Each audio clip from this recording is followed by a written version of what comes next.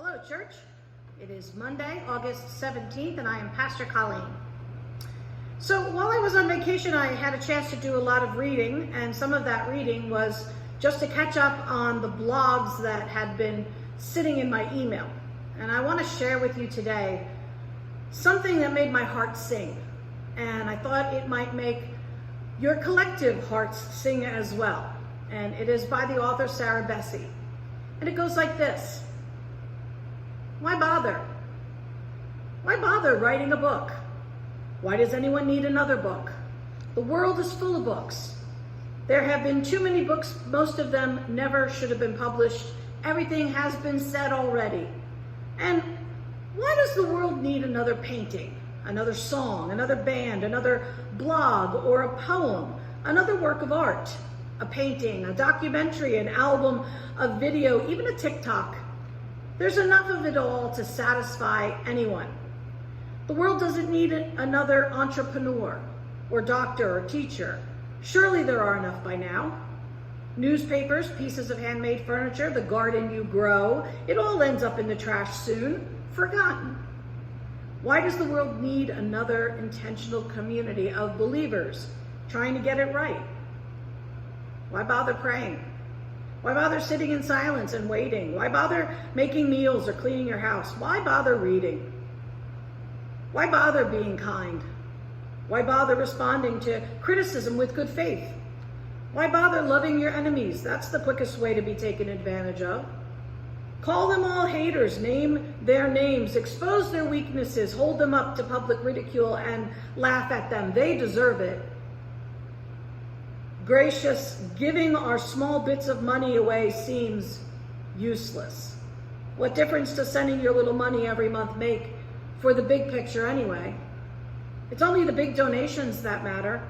Surely maybe one bit of good happens, but what's that against all of the ills of the world? Speaking up against racism and homophobia feels pointless. No one's ever going to change, vote or not, whatever. If it isn't perfect, good, or trying hard, shouldn't even register. Everything will be what it is. I could write a letter, make a donation, legislative advocate, create policies, protest, sign petitions, run for council, but why bother? Why bother creating? Why bother making? Why bother working? Why bother sowing seeds of peace and goodness and love? The crows will come and eat every seed. The weeds will choke out the good plants. The soil's too rocky. Vanity, vanity, all is vanity. Surely this is true. At least that's what they tell us.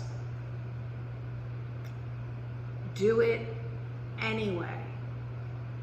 Confuse them all by creating, by making, by building, by loving, by writing, by loving all the babies, by being kind, by responding in love, by doing the daily work of life with joy.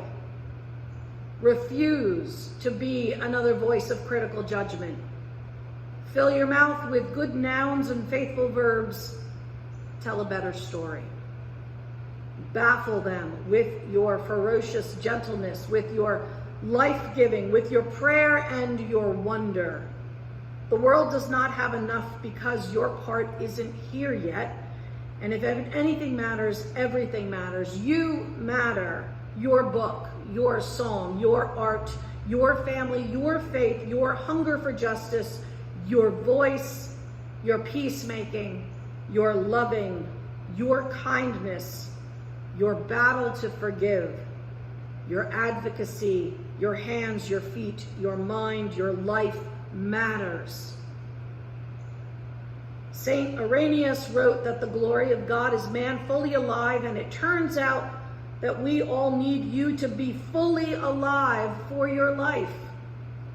It will matter in the world more than you can imagine or dream, perhaps. A ripple effect going on, touching the other shore, but it will also matter because you matter.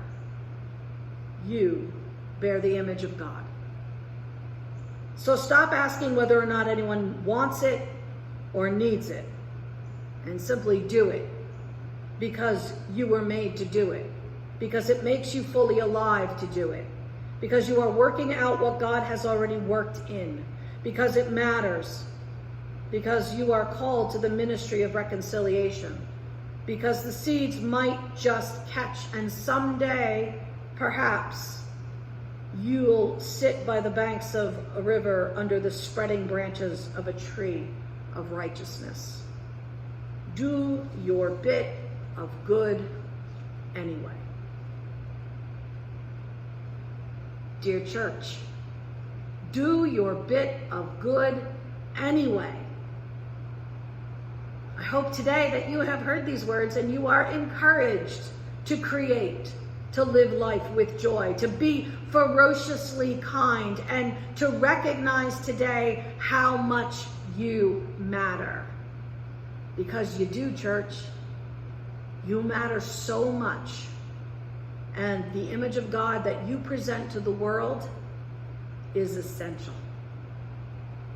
So know today that you matter, and what you have to offer truly matters. Happy Monday, church. Thanks for listening. See you again. Bye.